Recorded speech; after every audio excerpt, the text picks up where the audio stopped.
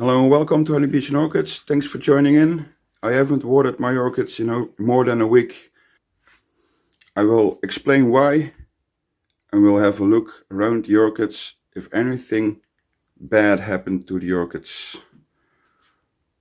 The Saturday before last Saturday, we suddenly got a call that a treasured family member, after 18 years, lost a fight against multiple sclerosis. It's a fight you cannot win. She had the most aggressive form there is, and she took it, well, she endured it for 18 years before her body finally gave up. So, that was the last day I watered my mounds and the pots and any orchid in the house. And she lived in France, so we had to go to France. So the orchids have been without water for more than a week.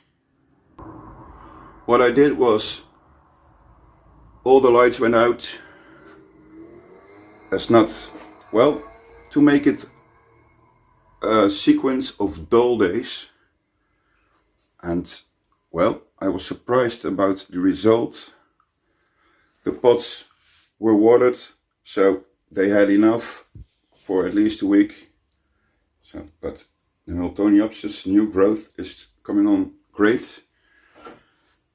My winter resting dendrobiums, well, they really didn't care at all. Look how beautiful. Well, I've watered them yesterday. It was a Sunday, but they didn't get any water for more than a week. And, well, apparently they really don't care. No wrinkling bulbs, just still making a new leaf, still fattening up its canes. The growth on the Phalaenopsis still rocketing on.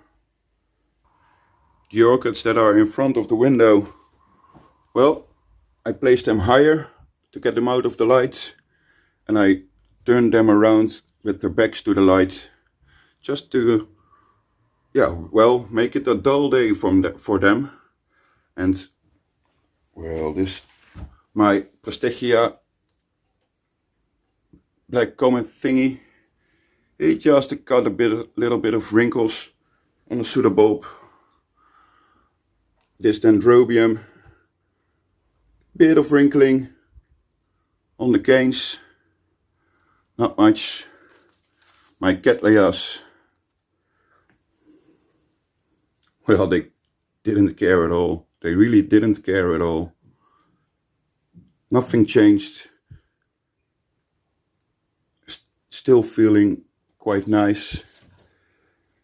Even, if I can get it,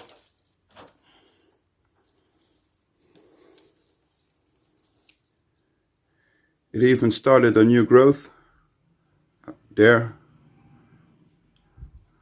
So the cattleyas didn't care. The cattleyas didn't care. The dendrobiums didn't care. But these are all in pots. The only thing that cared were my tolumnias. They really do not like being watered, being absent of water for more than a week. The fence got a bit wrinkly.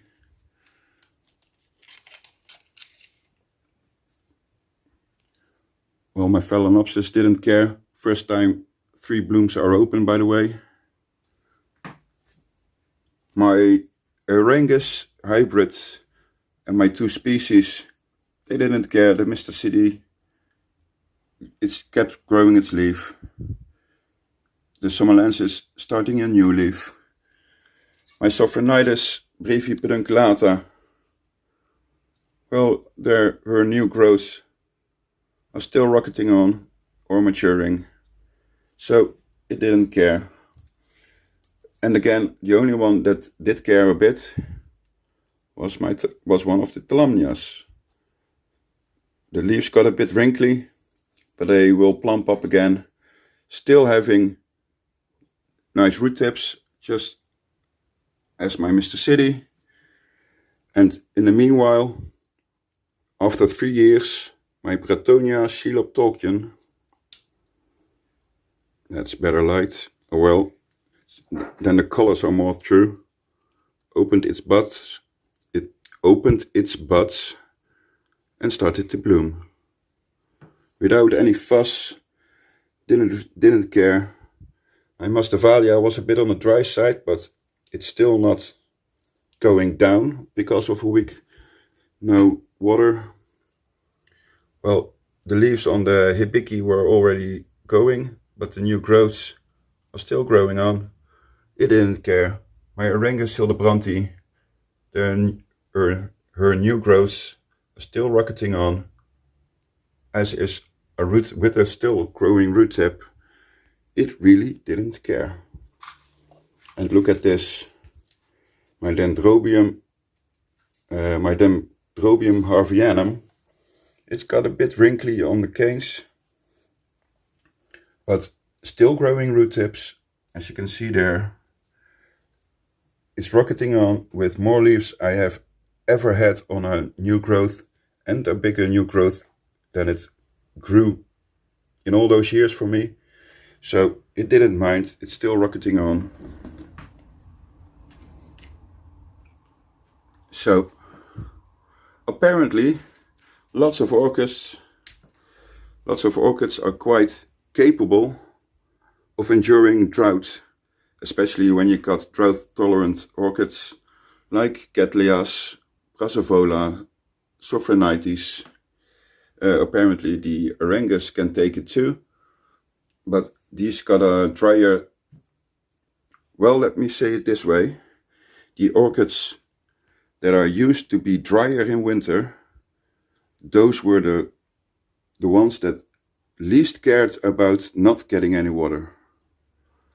I've got a few wrinkles on the pseudobulb on an oncidium, but there is no change on the cattleyas and the Phalaenopsis and the dendrobiums. Some a bit ridgy canes, but there is no harm done whatsoever.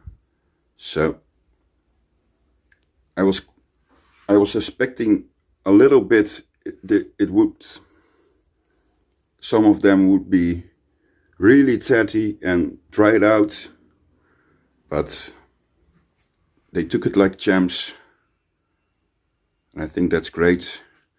So that goes to show overwatering is way more dangerous than underwatering. If you can't water for a week, well, the orchids won't like it, but they will not die. Well, if you got a little bit of drought tolerance, if you got drought tolerant orchids, that is. Here my Cattleya cernua is even starting new roots. So this is a little update. I will get back to a normal rhythm when posting videos. So I hope to see you soon on another Honeybees and Orchids video. Houdoe!